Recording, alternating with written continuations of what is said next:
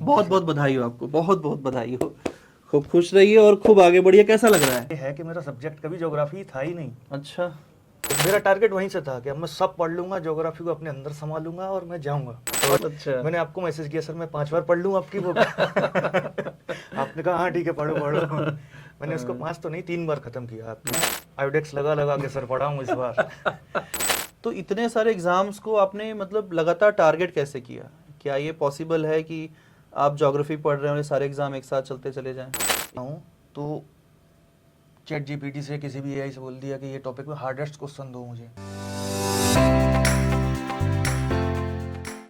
Hello everyone, very welcome to NET JRF solutionist. मैं Abhishek Kumar Jha. Recently NTA ने अपना exam का रिजल्ट डिक्लेयर किया। एग्जाम जो जून में ज्योग्राफी सब्जेक्ट का 29 जून को हुआ था और इसी जुलाई में 21 जुलाई को 21 जुलाई को रिजल्ट भी डिक्लेयर किया गया। रिजल्ट में एकेजे एकेडमी ने बहुत अच्छा इस बार भी दमदार प्रदर्शन किया है और सारे जो रिजल्ट्स हैं पीछे बैकग्राउंड में आप देख पा रहे होंगे, सभी लोग जेआरएफ क्वालिफाइड हैं। नेट के इसमें अभी तक नई जगह बना पाए हैं लोग, उसकी अलग से हम लोग रिलीज करने वाले हैं लिस्ट। तो सभी को बहुत बहुत बधाई हो, शुभकामनाएं हो। और आज हम ऐसे ही एक जेआरएफ क्वालिफाइड एस्पिरेंट अनुज वार्ष्णेय से मिलने वाले हैं। आज हम एक छोटा सा उनका जो संघर्ष है, जो उनका स्ट्रगल है, वो हम यहाँ पर आपके साथ शेयर करने की कोशिश करेंगे। अनुज ने इस बार एग्जाम में 216 मार्क्स के साथ जेआरएफ क्वालिफाई किया है 99.76 परसेंटाइल के साथ। और इसके पहले अनुज का नेट भी हो चुका था और प्रयास में थे, लेकिन सफलता इस बार मिली है। हर एक चीज को हम लोग डिस्कस करेंगे कि कैसे और किस तरीके से तैयारी की गई, क्या स्ट्रेटजीज थी, कौन से बुक फॉलो किए, कैसे पढ़ाई की, everything. So let's welcome Anuj Varshney. Welcome. बहुत बहुत बधाई हो आपको, बहुत बहुत बधाई हो। खूब खुश रहिए और खूब आगे बढ़िए। कैसा लग रहा है? सर एकदम बहुत अच्छा फील कर रहा हूँ। जेआरएफ के बाद आपसे भी पहली बार मिलना हो रहा है। सोचा तो सर बहुत बार था कि एक बार सर से जाके मिल कर आऊँ, बिल्कुल। लेकिन इतना फंसा हुआ था वहीं सब में कि आ नहीं पाया कभी आपसे मिलने। बाकी इस बार जेआरएफ हुआ तो मौका मिला आपके, इस बार हो गया। हाँ हाँ, बिल्कुल आपसे बिल्कुल। मिलने का। नहीं, बहुत बहुत बधाई हो भाई, इतनी मेहनत आपने की है और सफलता जो है आज रंग लाई है। और हम लोग यहाँ पर भी हैं और बाकी सभी स्टूडेंट्स भी। अनुज जो इनका स्ट्रगल रहा है इस एग्जाम को लेकर के, वो भी हम लोग साझा करने वाले हैं जी। तो कैसी रही आपकी ये जर्नी पूरी, हम जानना चाहेंगे सब कुछ विस्तार से। लेकिन सबसे पहले हमें जानना चाहेंगे कि आप कहाँ के रहने वाले हैं और कैसे आपने अपनी पूरी जो है एकेडमिक्स की। सर मैं अनुज वार्ष्णेय, सहाबर एक तहसील है सर, कासगंज डिस्ट्रिक्ट में। यहाँ से 180 किलोमीटर पड़ता है नोएडा से। तो स्टार्टिंग तो सर प्राइमरी स्कूल में रही और उसके बाद 3-4 जो 5 क्लास थी हमारी विद्या मंदिर स्कूल था वहीं हमारे वहाँ। उसके बाद पिताजी ने कहा कि नवोदय विद्यालय होते हैं, जेएनबी का पेपर दिलाया, वहाँ मेरा सिलेक्शन हुआ। बहुत बढ़िया। जेएनबी एटा में फिर मैंने 6 to 12 वहाँ पे पढ़ाई की। हाँ, जेएनबी एटा। जेएनवी स्टूडेंट रहे हैं आप? जी सर। बहुत बढ़िया। हम लोग का, मेरा तो बचपन में सपना था कि मैं भी वहाँ से पढ़ाई करूँ, बट हम लोग का हुआ नहीं, गाइडेंशिप नहीं मिली उस तरीके की। उस टाइम बोलते थे सर कि जो भी जेएनवी में जाएगा वहाँ से नौकरी लग के निकलता है। सही बात, सही बात। काफ़ी सर, उसके बाद भी काफ़ी स्ट्रगल है, लेकिन एक बेस देता है बहुत अच्छा जेएनवी। हमेशा उसका मैं रेडी रहूँगा, नवोदय का हमेशा। तो उसके बाद सर मैं वापस आया तो 1 ईयर मैंने गैप ले लिया। मुझे लगा मैंने बहुत पढ़ाई कर ली, अब आराम करते हैं 1 साल। घर ही रहा मैं। उसके बाद कुछ नहीं किया, बिल्कुल शट डाउन 12th के बाद। अच्छा। 1 ईयर गैप है मेरा। 2013 में मैंने इंटर किया है और 2014 से 17 मेरा ग्रेजुएशन है। 1 ईयर पूरा गैप। ओके। फिर पास में ही कॉलेज है गंडोनवारा पीजी कॉलेज, वहाँ से मैंने ग्रेजुएशन किया अपना बीए। इसके बाद एमए किया मैंने। सर ऐसा हुआ मैंने सर ग्रेजुएशन करने के बाद मैंने सोचा कि अब मैं थोड़ा पढ़ लेता था तो शटडाउन मोड में पहुंच जाता था। मैंने कहा मैं एसएससी वगैरह की तैयारी करूंगा तो एमए का कोई प्राइवेट फॉर्म डालता हूँ। ज्योग्राफी नहीं था तब सब्जेक्ट, तो मैंने इंग्लिश से पास में एक कॉलेज है पटियाली करके, सिरपुरा, वहाँ मैंने एडमिशन लिया। लेकिन हुआ ये कि उस कॉलेज की मान्यता रद्द हो गई उसी साल। तो मुझे अब जनवरी में जाके पता चला। मैंने कहा ये भी मेरी ईयर ये भी मारी जाएगी फिर तो। उसके बाद मैं पहुंचा कासगंज के कॉलेज। वहाँ पे हमारे सर थे, उन्होंने अच्छा किया जो मुझे उस टाइम एडमिशन दे दिया। जाकर, वरना एडमिशन उन्होंने पहले तो मना किया कि हो नहीं पाएगा, लेकिन फिर उन्होंने एडमिशन दिया। मैंने उन्हें मनाया, मैंने कहा सर प्लीज़ एडमिशन कराइए, मेरा 1 साल बर्बाद हो जाएगा। कहेंगे तुम, उन्होंने फिर ऐसे बोला, हर एक स्टूडेंट के लिए बोलते हैं कि पास नहीं हो पाओगे, ये नहीं कर पाओगे, अभी कैसे करें, एकदम 2 महीने में क्या कवर करोगे। मैंने कहा सर आप देखिए, मेरी मार्कशीट भी सारी ठीक है, कोई भी नकल वाला कॉलेज नहीं है, तो आप दीजिए एडमिशन, मैं, मेरी जिम्मेदारी रहेगी, मैं पास हो जाऊंगा। तो सर फरवरी में मेरा जाके एडमिशन हुआ है, और शायद अप्रैल या मई में पेपर हुए हैं। मेरी फर्स्ट रैंक थी वहाँ। क्या बात है, ज्योग्राफी में। बहुत बढ़िया। तब मैंने एक पहली बार ज्योग्राफी को पढ़ा था, पढ़ना शुरू किया। सिर्फ पहली बार ज्योग्राफी में वहीं पढ़ा था। 11th-12th में सर कुछ खास पढ़ा नहीं ज्योग्राफी, सच बात ये है। और उसके बाद सर ऐसे ही सेकेंड ईयर में भी मेरा एमए में फर्स्ट रैंक आया, वहाँ से 61.25% मार्क्स थे मेरे, रिटन एग्जाम था। ये सब कोरोना से पहले की बातें हैं। अच्छा अच्छा। हाँ, 2019 में हो रहा था ये सब। उसके बाद सर मेरे एक मित्र हैं रजत, उन्होंने बताया कि नेट का एग्ज़ाम होता है, अच्छा। नेट का एग्ज़ाम दीजिए। अच्छा।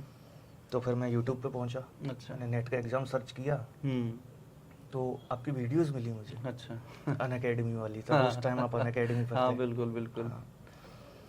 तो मैंने सोचा कि हाँ देना चाहिए। मैंने आपसे आपकी क्लासेस करी, मुझे उसमें मतलब एक टीचर से भी लगता है, कनेक्ट हो जाते हैं टीचर से भी, सही बात है कि हाँ ये मेरे लिए हैं। हाँ, जो ज़रूरतें हमारी हैं वो यहाँ हमारी हाँ, पूरी हाँ। हो रही हैं। बिल्कुल, ये बड़ी अच्छी बात रही वहाँ पे हाँ सर, ये बहुत कि अच्छी स्टूडेंट बात जो रही कनेक्ट हुए, जो दोस्त बने। मुझे लगता है ये बात 2020 के आसपास की है, जी, है ना? जी 2020 20 के आसपास की बात है। 5 साल 6 साल होने जा रहे हैं उस पूरे समय को। जी। यही है कि हम जब जुड़ते हैं किसी जगह पे, और जब दिल जुड़ जाता है तो भावनाएं उस तरीके से आगे बढ़ने लग अभी जाती मैं है। सर यहाँ के थ्रू ही बता देता हूँ, मुझसे मेरे मित्र पार्टी मांग रहे थे, मैं जरूर दूंगा, सभी को पार्टी दूंगा भाई लोग, सबको दूंगा, पार्टी मिलेगी भाई। बिल्कुल दूंगा। बिल्कुल दूंगा। और फेलोशिप तो आ जाए। हरियाणा में हो सकता है असिस्टेंट प्रोफेसर बन के पार्टी दूंगा। अरे वाह, सभी क्या को भाई। क्या बात है, क्या बात है। तो सर फिर क्या रहा मेरा, 2020 में जब मैं आपके पास आया था, उस टाइम में एक नेट दे चुका था। उसमें मेरे ज्योग्राफी में ही सिर्फ 70 मार्क्स थे आउट ऑफ 200, और पेपर 1 में थे 76, 100 से 76 और 200 से 70, क्योंकि मैंने आपको बताया कोई जानकारी नहीं थी। सिर्फ 72 दिन मैंने आपकी क्लास ली अनअकैडमी पे। 72 दिन में 2-2 घंटे की 80 से 82 क्लास थी। और जब मैं एक बार आया था क्लास में सब्सक्रिप्शन लेकर उसका, तो आपने एक बोला था कि ये मैं पिछली क्लास में बता चुका हूँ, तो ये कनेक्टिविटी रहती है ना, कि ये बताया था तुम्हें। हाँ।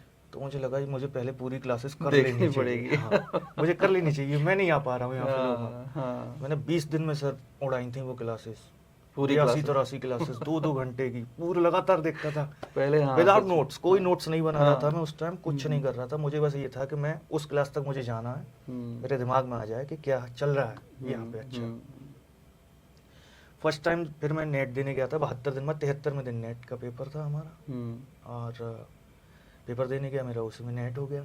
मैं 70 क्वेश्चन ज्योग्राफी से 128 पर पहुंचा, मतलब 70 नंबर, सिर्फ 35 क्वेश्चन से, वहाँ से 128 पर पहुंचा। तब मेरा नेट हुआ था पहली बार। क्या बात है।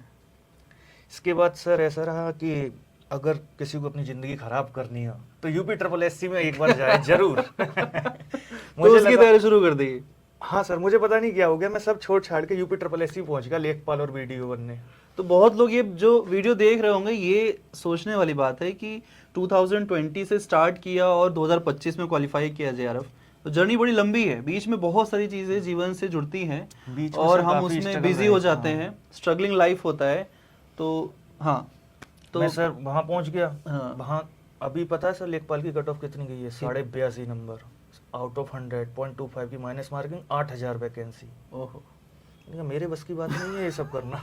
इतनी लंबी कट ऑफ, जेन्युइनिटी रहनी चाहिए। नेगेटिव मार्किंग के बाद भी, नेगेटिव मार्किंग के बाद बहुत ज़्यादा कट ऑफ है ये, बहुत ज़्यादा। मुझे नहीं पता कौन से बच्चे आते हैं वो इतना नंबर लेके आ रहे हैं। तो फिर सर जून में, पिछली जून में मुझे लगा कि मैं UPSSC के लिए नहीं बनाऊँ, और मुझे फिर से वही जाना चाहिए जहाँ मेरा बेस है। ये प्रीवियस जून जो गया है, हाँ, 24 वाला, 24 वाला। 24 वाला, मतलब फिर से तैयारी शुरू की? फिर से मुझे नहीं तैयारी नहीं शुरू की सर, मैंने सोचा कि अच्छा, क्या करना चाहिए अच्छा, मुझे, अच्छा। मतलब मुझे फिर से जाना चाहिए अपनी अच्छा। उसी लाइन में, हम्म। आपके पास आना चाहिए मुझे हाँ। वापस। इसके बाद सोचने में सर काफ़ी टाइम चला गया, और पिछला जून अक्टूबर नवंबर मेरे लिए बहुत ज़्यादा ख़राब रहे पिछली साल के, और कुछ पर्सनल प्रॉब्लम, फैमिली प्रॉब्लम, ये सब रहा था। इसके बाद मैंने सोचा मैं अब कितने गड्ढे में हूँ, एक बार देख तो आऊँ। मैंने बैठ गया दिसंबर 24 के एग्जाम में। अच्छा, 9 अच्छा। जनवरी को जो एग्जाम था, अच्छा। मेरे हाँ, हाँ। टोटल दोनों सब्जेक्ट मिला के 80 क्वेश्चन थे, 160 नंबर बस। पीएचडी ओनली भी नहीं क्वालिफाई था मेरा। कहाँ नेट क्वालिफाई हो गया था बहुत पहले, और नेट क्वालिफाई हो गया था, उसके बाद मैं पीएचडी ओनली पीएचडी भी ओनली नहीं भी नहीं आ पा रहा। क्वालिफाई हुआ? हाँ, फिर मुझे पता चला कि मतलब कहाँ कहाँ मेरी कमियां हैं, ये देखने गया था मैं। हाँ। अब कितने गड्ढे में हूँ, हाँ, सही बात। क्योंकि मैंने 4-5 साल का गैप लिया, भूल गया, हर कोई भूल जाता है। फिर मैं वापस आया रूम पर, लाइब्रेरी ज्वाइन की मैंने। कासगंज रहता हूँ सर मैं रेंट पे पिताजी के साथ। अच्छा। वहाँ मैंने लाइब्रेरी ज्वाइन की। हम्म। फिर मैंने एक बुक लिस्ट बनाई। हम्म। मैंने कहा क्या क्या पढ़ना चाहिए मुझे। हम्म। तो सभी लोग बोलते हैं, आपने भी बोला कि सविंदर सिंह की वो जो किताब आती है ना, भौतिक विज्ञान, हाँ। उसको पढ़ना चाहिए। उसमें तीनों चीज़ें। हाँ। फिर मुझे लगा कि भौतिक विज्ञान इतनी मोटी है, उसमें तीनों हैं, उनकी अलग अलग तीनों हैं, इतनी इतनी मोटी, जियोमॉर्फोलॉजी, ओशिनोग्राफी, क्लाइमेटोलॉजी, सबकी अलग अलग है। उतनी ही। मैंने कहा इसमें कुछ ना कुछ तो एक्स्ट्रा है उन बुकों में। हाँ। अगर उन तीनों को कंपाइल कर दूं तो इतनी मोटी है। मैंने कहा, मुझे क्या पढ़ना चाहिए, मुझे वो पढ़नी चाहिए ज़्यादा वाला। क्योंकि अब मेरा टारगेट वहीं से था कि अब मैं सब पढ़ लूंगा, ज्योग्राफी को अपने अंदर संभालूंगा और मैं जाऊँगा, छोड़ना कुछ नहीं है। हाँ, क्योंकि ये मेरा लास्ट अटेम्प्ट था सर। अच्छा। इसके बाद में एक्सपायर होने वाला था, मतलब ओवर एज होने वाला था। अच्छा। तो मुझे इसी में करना था। हाँ। और अपना ये एग्जाम भी था, यूपी असिस्टेंट प्रोफेसर था, हाँ। यूपीएचसी का 16 अप्रैल को। अप्रैल में था। तो वो भी एग्जाम था, दिसंबर से लेके 3-4 महीने मुझे मिले थे। पहले वो एग्जाम तो फरवरी में था, हाँ, है ना, फिर उन्होंने- आगे पोस्टपोन हुआ। हाँ, पोस्टपोन किया था। ठीक। जी सर, फिर यूपीएचसी का एग्जाम था अपना। वहाँ तक आते आते मैंने वो तीनों बुक उड़ा खत्म कर दी। सविंदर सिंह की। हाँ, मेरी लैंग्वेज सर उधर की ऐसी है, उड़ा दी थी, ये कर दिया, वो कर दिया। वो तीनों बुक सर खत्म की मैंने, और इसके बाद वो पेपर दिया। उससे पहले मैंने आपकी बुक मंगा ली, ये जो है wizard of geography, volume 1 volume 2 वाली बुक्स। मैं सर जब कोई भी बुक खोलता था ना, तो उस पर लिख देता था कि अपना 5 टाइम रीड और सिलेक्शन डन, ये लिखता था मैं हर बुक पर। अच्छा। मैंने आपको मैसेज किया, सर मैं 5 बार पढ़ लूँ आपकी बुक। आपने कहा हाँ ठीक है, पढ़ो पढ़ो।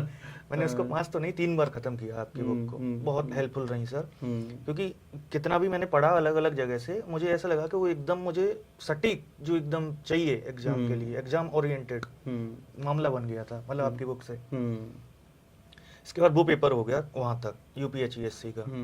अभी अगला पेपर था हमारा अप्रैल में यूपीएचसी, मई में कुछ नहीं था, जून में बहुत सारे पेपर पड़े सर एकदम। 1 जून को एमपी असिस्टेंट प्रोफेसर, 8 जून को हरियाणा असिस्टेंट प्रोफेसर, 16-17 जून को वो था पीजीटी, हटा दिया उन्होंने, और 23-24 जून को आरपीएससी था हमारा फर्स्ट ग्रेड, 29 जून को ये था नेट जेआरएफ का। पूरी जून में धुआं था। तो मैंने सोचा कि इसके लिए अभी मई मेरे पास है थोड़ा पूरा, और अप्रैल के 15 दिन, तो मैंने कहा और बुक्स मंगाता हूँ अपना। फिर मैंने माजिद हुसैन सर की मंगाई, और जेपी शर्मा की प्रैक्टिकल ज्योग्राफी, वो भी ख़त्म की मैंने। एक गलती रही सर मेरी हमेशा, कि उन्हें रिवीजन को इतना वो नहीं इम्पोर्टेंस नहीं दिया। बहुत बहुत जरूरी है रिवीजन, बहुत जरूरी है। जितना पढ़ना, जो आप पढ़ते जा रहे हो उसको पता होना चाहिए, क्या पढ़ लिया है, क्या बचा हुआ है, ये दिमाग में होना चाहिए। और पढ़ना हार्ड नहीं है सर, रिवीजन ही सबसे कठिन काम है। रिवीजन छोड़ देते हैं सभी लोग, रिवीजन नहीं करते। रिवीजन मस्ट होना चाहिए हर हाल में। मुझे अब ये जेआरएफ करने के बाद भी फील हो रहा है कि मेरे नंबर बहुत बढ़ सकते थे। मैं पता है सर कौन सा प्रश्न गलत करके आया हूँ, मुझसे ग्रीक और रोमन क्रम से नहीं लगे। ये अपने इसी एग्जाम ये तो फंडामेंटल क्वेश्चंस है। गलती भी वही होती है जो बहुत बेसिक क्वेश्चंस होते हैं। ये सारे स्टूडेंट की प्रॉब्लम है, केवल अनुज की प्रॉब्लम नहीं है। ये प्रॉब्लम मुझे लगता है कि मेजॉरिटी ऑफ स्टूडेंट जो बहुत हार्ड वर्किंग है, बहुत पढ़ाई करते हैं, एग्जाम में हार्डेस्ट क्वेश्चंस को इजीएस्ट वे में सॉल्व करके आते हैं, लेकिन सिंपल क्वेश्चंस में बहुत सारे फंबल्स होते हैं, और इसी कारण से जेआरएफ और नेट दोनों रुकता भी है। आपके साथ भी वही हुआ? वही हुआ सर। और वो जो था इकोलॉजिकल नीच, हाँ नीश हाँ ठीक है हाँ। उसको मैं नहीं कर पाया वहाँ, मैं भूल गया अच्छा, बिल्कुल। हाँ। कोई एम से नाम नहीं, वैसे जो दिया है वो तो शायद जी से नाम है उनका, गैब्रियल ग्रेनल ग्रेनल, ने हाँ दिया। ग्रेनल। हाँ और मैं एम से मार्क करके आया। मुझे नहीं समझ आ रहा था, लेकिन हाँ पेपर वन तो सर मैंने पेपर वन तो पढ़ा ही नहीं है अभी इस बार, हाँ, छुआ ही नहीं। बिल्कुल नहीं छुआ पेपर कितने मार्क्स थे उसमें? लमसम 34 क्वेश्चंस करेक्ट हुए थे? हाँ 74, ज्योग्राफी में 108 है हो गया पूरे। और जब मैं पेपर वन पढ़ा हूँ अब तक, तब इतने नहीं आए कभी 34। पढ़ा हुआ था, पढ़ा हुआ था हाँ, ये नहीं कि तैयारी तो एकदम से पूरी ही कभी की नहीं है। पढ़ा, ऐसा नहीं है। हाँ हाँ हाँ पढ़ा हुआ था, इस बार नहीं पढ़ा सिर्फ। और इस बार अभी क्या रहा कि इस बार का जो पेपर था उसमें थोड़ा मैथ का वेटेज हल्का सा ऊपर ज्यादा था, वो मेरे लिए वो फायदेमंद हो गया। तो बहुत सारे लोग कहते हैं कि मैथ्स जैसे नहीं आ रहा है उनको, कुछ कहते हैं क्या सर डीआई छोड़ ही दें, या मैथ्स वाला जो सेक्शन है वो छोड़ ही दे पूरा। तो 10 क्वेश्चन छोड़ देने पे 40 क्वेश्चन में क्या लगता है सिलेक्शन हो पाएगा? 40 क्वेश्चन में अगर सिलेक्शन लेना है सर, तो आपका सब्जेक्ट 80 प्लस का होना चाहिए। सब्जेक्ट में स्कोर अच्छा होना चाहिए। हाँ। आपका जो ऑप्शनल है 85 प्लस का, और मैं कहूँगा अगर आपका मतलब अगर subject में, हाँ, आप 10 क्वेश्चन उधर पेपर 1 से हटा रहे हो, तो समझ लीजिए वो 10 क्वेश्चन अपने पेपर 2 में ऐड करिए, कंपनसेट तो करना पड़ेगा कहीं ना कहीं, है ना? रिकॉर्ड हाई गई है सर, 216 ज्योग्राफी की कट ऑफ अब तक, 210 नहीं गई है हाँ, कभी। इस बार की कट ऑफ काफी ज्यादा थी। हाँ अगर, और अब बताइए कैसे छोड़ सकते हैं हम 10 प्रश्न मैथ के।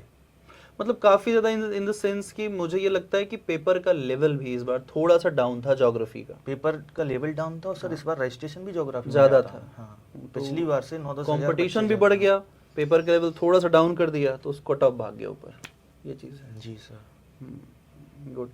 तो जैसे अगर हम किताबों के ऊपर हमने चर्चा की, सारी जी। बातें कर ली, रिवीजन का भी बात हो गया, कभी ऐसा फील नहीं हुआ कि इतनी किताबें पढ़ रहा हूँ, जैसे बहुत सारे स्टूडेंट होते हैं ना, जी किसी का नहीं हो रहा है, मान लीजिए कोई लगातार ट्राई कर रहा है, 3rd attempt, 4th attempt, 5th attempt, 6th attempt, कुछ स्टूडेंट तो ऐसे ना 7th अटेम्प्ट वाले भी हैं, जी, अभी नेट भी नहीं हुआ। और कुछ ऐसे हैं जो मैसेज करते हैं सर मेरा ये 8th 9th अटेम्प्ट है, जी नेट हो गया है, नेट हो गया जेआरएफ बट के लिए। जैसे वो बहुत पहले से पढ़ रहे हैं, भी एज उनकी है बची हुई, जैसे 35 एज है रिजर्व कैटेगरीज में, तो जी जी ऐसा नहीं लगा कि इतनी सारी किताबें पढ़ रहे हैं, तो सर, क्या इतनी सारी किताबें पढ़ लेने से क्या हो जाएगा, हो ही जाएगा, ऐसा कभी फील नहीं हुआ? मुझे सर ऐसा था कि मैं मेरा 100% दे दूँ, मुझे नहीं पता मेरा होता या नहीं होता। मेरे दिमाग में जब मैं लाइब्रेरी में बैठा होता था और मैं बाहर जाता था या कुछ भी करता था, रूम पे जाता था, मेरे दिमाग में हमेशा एक बात चलती थी, कोई तो इस टाइम पढ़ रहा होगा जो जेआरएफ लेगा, करेक्ट करेक्ट और मुझे उसी को बीट करना है, करेक्ट। मुझे आगे जाना है।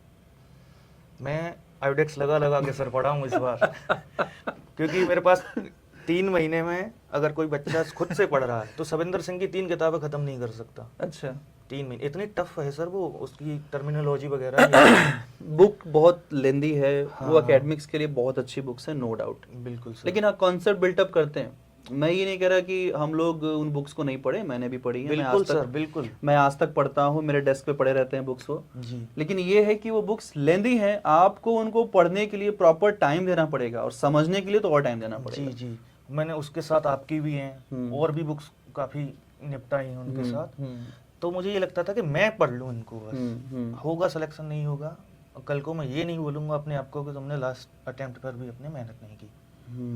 ये मुझे लगता था हमेशा से कि मुझे एक प्रॉपर वे में पूरा पढ़ना चाहिए, वही मैंने रिवीजन छोड़ दिया सर। मैं बस एक तरफ से बुक उठाई, खत्म कर रहा था, सारा खत्म कर रहा था। ये यूपी असिस्टेंट प्रोफेसर में मुझे लगा ये बात कि मुझे रिवीजन करना चाहिए था। और वहाँ भी सर सुनिए कौन से प्रश्न गलत किए मैंने, कैटाबैटिक बिंड गलत की है। अच्छा, डाउन स्लोप और अप स्लोप मैंने वहाँ लगा दिया अप स्लोप। हाँ, कैटाबैटिक एनाबैटिक, बाहर आके मुझे ऐसा लग रहा है कि और वहीं भरते ही पता चल गया मुझे गलत कर दिया इन्होंने। गलती का भी पता चल गया उसी वक्त, हाँ? और वहाँ हमेशा बच्चे को वहाँ नहीं पता चलना चाहिए सर कि ये गलत हो गया, क्योंकि आने वाले जो क्वेश्चन है उन पे भी डाउट लगता होने है कि लगता यार है। मैंने तो यही गलत कर लिया यहाँ पे।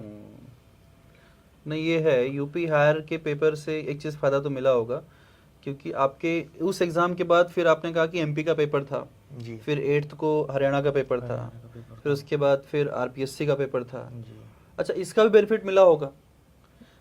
इस बार आरपीएससी में जो सर मैं पेपर दे के आया था उसके 2-3 प्रश्न ही रिपीट हो गए थे अभी जो नेट में।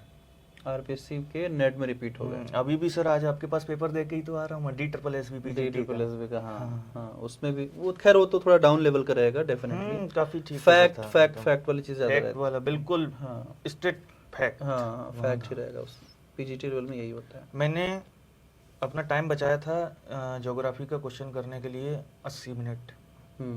मतलब पेपर 1 में मेरा टाइम इतना खत्म हो गया, मुझे लगा 80 मिनट बहुत है 200% करने के लिए, लेकिन मैंने उनको 72 मिनट में ही कर लिया। कुछ था ही नहीं, मुझे लग नहीं, सोचने वाले प्रश्न नहीं थे सर। अगर तुम्हें आ रहा है तो आ रहा है, नहीं आ रहा है तो आगे बढ़ो, ऐसा था, बिल्कुल फैक्ट। कॉन्सेप्ट होता है तो सोचता है। हाँ, सोचता है स्टूडेंट। कुछ ही क्वेश्चन थे ऐसे 2-3-4 क्वेश्चन मान लीजिए जो असैसन रीजन वाले होते हैं, जिनमें थोड़ा देखना पड़ता है कोई वर्ड तो नहीं इसने आगे पीछे कर दिया है, या तो नहीं दो बना के इसके, और हार्ड टेस्ट दो, अंदर जाकर दो, ढूंढ के लाओ प्रश्न मेरे लिए, बनाओ फॉर्मेट बनाओ मेरा।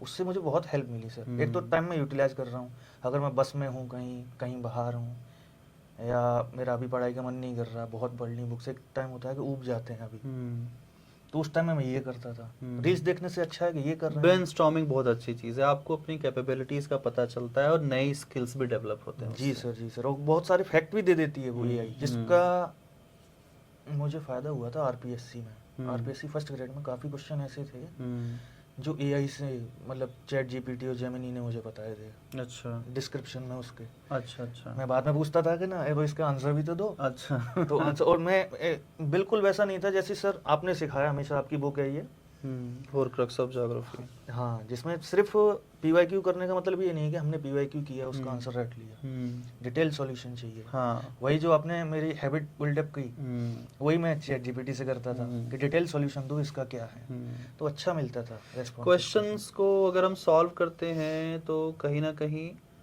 क्वेश्चन के हर एक विकल्प को, हर एक ऑप्शन को देखना चाहिए। बिल्कुल सर, बिल्कुल, कि क्या आपकी जो समझ है वो उस क्वेश्चन के उस हर एक विकल्प में है या नहीं है। अगर केवल आपको आंसर पता है, इसका मतलब ये है कि अदर ऑप्शंस के बारे में आप जीरो हो। तो एक तो करेक्ट आंसर आपका है ही, दूसरे जो 3 जो गलत आंसर उनको भी जानना चाहिए कि व्हाई दे आर इनकरेक्ट। जी सर, बिल्कुल। बिल्कुल। अच्छा, पढ़ाई तो बहुत ज़रूरी चीज़ है, कहीं ना कहीं हम किताबें पढ़ते हैं, रिवीजन करते हैं, नोट्स बनाते हैं, प्रैक्टिस करते हैं, बहुत सारी तमाम चीज़ें होती हैं, लेकिन प्लानिंग का भी तो बहुत बड़ा रोल है ना। अब आप क्वालिफाई हो गए हो, जी सर, है ना, इंडिया के टॉप 1% ज्योग्राफी के जो एस्पिरेंट्स हैं, एटलीस्ट इस करंट सेशन के लिए तो आप हो ही गए हो। जी सर। आपको क्या लगता है कि एक स्टूडेंट जो आने वाले 6 महीने में, 6 मंथ में, जी सर, इससे सपोज जून का पेपर होगा 1 ईयर में, फिर दिसंबर का पेपर हमारा सामने 6 मंथ में, जी सर, कोई स्टूडेंट अगर अभी से शुरू करना चाहता है, जैसे कोई अभी यहाँ से आपके वीडियो को देख करके शुरू करना चाहता है कि हाँ भाई मुझे तैयारी करनी है, जी सर, तो वो जीरो वाला क्या चीज़ रहेगा कि वो जीरो से शुरू करे और फिर 1 2 3 वो आगे 100 तक बढ़ता जाए। सर मैं ये कहना चाहता हूँ कि बिल्कुल अचीवेबल है ये 6 महीने में। मैंने देखा है बहुत सारे लोग इंटरव्यू में कहते हैं पहले कुछ और करते हैं, बाद में कुछ और फेंकते हैं, लेकिन इसका बिल्कुल इससे मतलब नहीं, बिल्कुल अचीवेबल है। मैंने 72 दिन में आपसे पढ़कर तो नेट किया था, और हाँ मैं मानता हूँ कि पिछले नेट की मेरे पास था, थोड़ा सब्जेक्ट नॉलेज था, उसी को मैंने आगे बढ़ाया, लेकिन अगर कोई जीरो पर है वो भी 6 महीने में बिल्कुल क्वालिफाई कर सकता है सर। नेट वो जीआरएफ ले सकता है सर, बिल्कुल। इसके लिए थोड़ी सी अपनी स्ट्रेटजी चाहिए उसे। स्ट्रेटजी किसी की फॉलो भी नहीं कर सकते हम, किसी और की।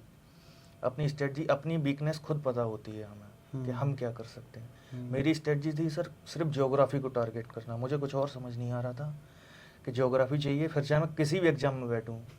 मैं तो अभी सोच रहा हूँ कि CSIR से भी नेट वो जीआरएफ लूंगा, वहाँ भी जियोलॉजी का, वहाँ भी ज्योग्राफी है। हाँ, उसको भी देने की सोच रहा था। हो सकता है दिसंबर में मैं उधर से भी जीआरएफ लेके दोबारा इंटरव्यू देने। बिल्कुल बिल्कुल जी सर। तो मतलब ज्योग्राफी को, कॉन्सेप्ट को अपने बनाते जाइए। जी सर, जी जीरो से शुरू कीजिए। तो इसके लिए आप रिकमेंड करेंगे किताबें कुछ? बिल्कुल सर। किताबें, अगर हमारी जो बेसिक ज्योग्राफी है, कोर क्लाइमेटोलॉजी है, ये सब, उसके लिए तो 2 किताबें मेरे पास बहुत बेस्ट हैं। ये अपनी wizard of geography volume 1 and volume 2। अच्छा। और सर हाँ, एक बात तो बताना भूल गया, अगर जो आपकी बुक है मॉडल्स इन ज्योग्राफी, पूरा क्रक्स है वो, बिल्कुल पूरा क्रक्स है। मैं ये कहता हूँ कि जो अलग अलग किताबें आती हैं एग्रीकल्चर ज्योग्राफी की, या पॉलिटिकल ज्योग्राफी की, या हम अधिवास भूगोल पढ़ रहे हैं, सेटलमेंट ज्योग्राफी कर रहे हैं, मुझे जो मेरा पर्सनल फील है सर, ये लगता है कि अगर हमने उन जो टॉपिक हैं यूनिट उनके सिर्फ और सिर्फ मॉडल कर लिए तो हम उस टॉपिक के 80% क्वेश्चन का जवाब दे देंगे, कर लेंगे। बिल्कुल। वो मुझे आपकी बुक से मिला, एक जगह सारे मॉडल। हाँ, मुझे ऐसा लगता था उन मॉडल को पढ़ने के बाद कि अब मुझे एग्रीकल्चर ज्योग्राफी पढ़ने की जरूरत नहीं है। अगर वो क्वेश्चन भी पूछेगा कहाँ से पूछेगा, वॉन थ्योरन वहीं से उठाएगा। पूछता ही है। हम लोग पढ़ते भी ऐसे ही हैं, मतलब मैंने जो पूरा जब से मैंने पढ़ाना शुरू किया है तो पहले मैंने भी बहुत ब्रेनस्टॉर्मिंग की। मुझे भी यही समझ में आया कि सिलेबस को पढ़ना है तो उसको डिवाइड करना पड़ेगा। बिल्कुल सर, बिल्कुल। आप ऐसे फ्लो में नहीं पढ़ सकते कि हाँ जियोमॉर्फोलॉजी स्टार्ट किया और एंड किया आपने जाकर के प्रैक्टिकल ज्योग्राफी 10th यूनिट पे। जी सर। हमें उसे डिवाइड करना पड़ेगा। तो डिवीजन का पहला यही क्राइटेरिया था कि जहाँ सबसे ज़्यादा क्वेश्चंस आते हैं पहले उसको अलग कर लेते हैं उसको। अभी कल ही हमारा नया कोर्स स्टार्ट हुआ है, नया बैच स्टार्ट हुआ है, कल शाम को ही स्टार्ट हुआ है। उसमें मॉडल एंड थ्योरी को स्टार्ट किया हमने। आप ही से तो सीखा हूँ सर मैं। आपने स्टार्टिंग में अलग पढ़ाया था ना, मॉडल एंड मॉडल्स की एक अलग रहती थी पूरी क्लास, मॉडल्स ही मॉडल चल रहे हैं। तो मॉडल्स एंड थ्योरी हमने स्टार्ट किया और मैंने सबको बताया कि देखिए ये जो भी चीज़ हम पढ़ रहे हैं ना, ये आप कम से कम 10 बुक्स में पढ़ोगे। जो ये कोर्स हम लोग कर रहे हैं 10 बुक्स में पढ़ोगे। बिल्कुल। और अलग अलग किताबों में पढ़ोगे आप, अलग अलग तरीके की चीज़ें रहती हैं। वो सब कुछ हमारा इस कोर्स में कंप्लीट रहता है। बिल्कुल सर। इस बार हम लोग उसमें 105 या 106 मॉडल्स पढ़ रहे हैं। इतने मॉडल्स बुक में भी हैं वो सारे। हाँ, बुक और किसी कहीं पर मिलेगा नहीं वो। और मुझे ऐसा लगता है कि मोर देन 30-40% जो क्वेश्चंस हैं वो किसी भी एग्जाम में वहीं से बनते हैं। बिल्कुल सर, बिल्कुल। तो मुझे ऐसा लगता जो है कोर है बिल्कुल प्लेट टेक्टोनिक्स है, सारे जियोमॉर्फोलॉजी के तो सबसे ज्यादा थ्योरीज हैं, बहुत से ज्यादा जियोमॉर्फोलॉजी के। हम फोकस भी उस पे अभी जो सर आया था ना यूपी असिस्टेंट प्रोफेसर में, यूपी हायर में, जेटी हैक वाला, हाँ, वो आपकी इक्विलिब्रियम थ्योरी उसका प्रश्न आया था। पहले उन्होंने शायद फाइनल आंसर की तो आई नहीं है अभी जो आंसर की आई है उसमें शायद गलती आंसर दिया है उन्होंने। हाँ, वो एक आध मिस्टेक्स रहते हैं हर एग्जाम में। मैंने इसको क्रॉस चेक किया, आपकी बुक में भी है, वो जीटी है ठीक था मेरा। तो मुझे लगता है अभी तो वहाँ भी मेरे शायद नंबर बढ़ जाएंगे, बढ़ेंगे। तो कुछ स्टूडेंट को ये भी होता है कि जैसे उनका पेपर ऑन बहुत स्ट्रांग नहीं है। कुछ स्टूडेंट हैं जो ह्यूमैनिटीज़ बैकग्राउंड के हैं, ठीक है। कुछ स्टूडेंट हैं जिनका मैथ अच्छा होता है, गणित में अच्छे हैं। बिल्कुल। तो कैसे, उनका ये प्रश्न है कि पेपर 1 को कैसे हैंडल करें हम? क्या स्ट्रेटजी आपने इस एग्ज़ाम को क्वालिफाई करने के लिए बनाई थी? सर ऐसा है कि आपने बिल्कुल सही कहा कि कुछ स्टूडेंट जो आर्ट्स वाले रहते हैं, ह्यूमैनिटीज़ वाले, उनका मैथ कम रहता है। और मैं मानता भी हूँ कि लड़कियों का और थोड़ा डाउन रहता है मैथ लड़कों की अपेक्षा। तो उसमें ऐसा कर सकते हैं कि जो पेपर 1 में हमारा कुछ सब्जेक्ट पेपर 2 का ही है, कुछ पोर्शन हमारा पेपर 1 में पेपर 2 का ही रहता है। बिल्कुल। जैसे एनवायरनमेंट का पोर्शन जो पेपर 1 में है वो हमारा ज्योग्राफी में एनवायरनमेंट तो अलग ही टॉपिक है, वो ना मुझे उसे अलग पढ़ना है, ना मुझे वहाँ टाइम वेस्ट करना है, और ना मुझे ये भी ध्यान देना है कि वहाँ से ना मेरे क्वेश्चन गलत हो जाए। अगर मैं अपना ही सब्जेक्ट का इधर पेपर 1 में गलत कर दे रहा हूँ तो मैं रेस से बाहर जा रहा हूँ। उसको हम कह सकते हैं कि ज्योग्राफी स्टूडेंट का वो 11th यूनिट है। 11th यूनिट एक तरीके से पेपर 1 का। बिल्कुल। वो ज्योग्राफी में ही आपके एनवायरनमेंट से है। लेकिन हमारे ज्योग्राफी में तो चौथा यूनिट एनवायरनमेंट में है ही वो। तो या तो उसको एक अलग यूनिट मान लीजिए, बिल्कुल, या फिर उसी यूनिट को अपने पेपर 4 जो यूनिट 4 है उसके साथ मर्ज कर लीजिए। बिल्कुल। हाँ, उसको अलग से तो मैं नहीं करना। हम लोग पढ़ते भी इसी तरीके से। हम लोग जैसे जो हिस्ट्री वाले बच्चे हैं, उनका हिस्ट्री का रहता है एक पोर्शन में, हायर एजुकेशन में हिस्ट्री का रहता है। तो जो तुम्हारा पोर्शन है वो गलत नहीं होना चाहिए, आरसी गलत नहीं होनी चाहिए किसी कीमत पर वहाँ। और मेरा तो मैथ ठीक था, तो मैं सोचता था कि मेरा डीआई और पूरे मैथ में से कुछ भी गलत नहीं होना चाहिए। और एक और आईसीटी, उसको भी मैं गलत नहीं करता। तो मैं 25 प्रश्नों की तैयारी तो सर कम करता था, और उसी अप्रोच से मैं सॉल्व करता हूँ। मतलब जैसे कुछ तो फैक्ट भी हैं, अब ब्लूम टैक्सोनॉमी आ गई है, कुछ वो तो तुम्हें अलग ही करना पड़ेगा टीचिंग में। रिसर्च में अपना ज्योग्राफी में ही आ जाता है रिसर्च। बाकी रीजनिंग मैंने एक कासगंज में ही मैडम है, उनसे पढ़ी है। अच्छा। हाँ। तो मतलब सारे यूनिट्स को अगर हम देखें तो हर यूनिट्स पे हमें कहीं ना कहीं कुछ उसकी स्पेशल रिक्वायरमेंट्स होती हैं जो हमें थोड़ा समय उसको देना पड़ेगा। बिल्कुल। मुझे लगता ज्योग्राफी की तरह नहीं है कि जिसको आप एक जनरल वे में पढ़ रहे हो तो वो पढ़ते चले गए। बिल्कुल। यहाँ पर आपको हर यूनिट में उसको पर्टिकुलर टाइम देना पड़ेगा। पर्टिकुलर टाइम देना पड़ेगा। मुझे लगता है कि जैसे हमने एक यूनिट किया या एक यूनिट का एक टॉपिक किया, उसके बाद उसके तुरंत हमने क्वेश्चन लगाए तो वो ज़्यादा देर तक हमारे दिमाग में रहता है। ये मान लो वो रिवीजन का ही एक अलग तरीका है क्वेश्चन करना उसका। और जो अभी आप बुक बना रहे हैं, हाँ। अगर इसको डिस्कस किया जाए, इसमें पूरा आपने कंपाइल कर दिया पेपर शुरू वन से लेके जैसे अब तक का। बुक, मतलब मैं ज्योग्राफी की बुक को दिखाना चाहूँगा कि जी हम सर, लोग बिल्कुल। अभी तक ज्योग्राफी की होरक्रक्स ऑफ ज्योग्राफी बुक है, सॉल्ट पेपर की एक्सप्लेनेशन के साथ बुक, जो मुझे लगता है सारे स्टूडेंट ही पढ़ते हैं। जी सर, ये हर जगह अवेलेबल है, फ्लिपकार्ट, अमेजन पे। तो ऐसी ही एक बुक हम लोग पेपर वन की भी ये बना सर रहे हैं। बेस्ट अप्रोच है। हाँ। क्वेश्चन रटने नहीं है कि पेपर वन का क्वेश्चन हम नहीं, रट के आ गए। बिल्कुल नहीं। हाँ, उसका एक्सप्लेनेशन चाहिए, समझना है, पैटर्न समझना है, मैं ये क्या कर रहे हैं। और अगर शुरू से लेके अब तक के पैटर्न कर लिया, मैं तो डीआई भी शामिल कर रहा हूँ इसमें। अच्छा। डीआई और मैथ भी, उससे बाहर नहीं जा रहे हैं। इस बार की पैटर्न डीआई वही तो रहेगा। बहुत, इस बार की डीआई तो बहुत सिंपल थी।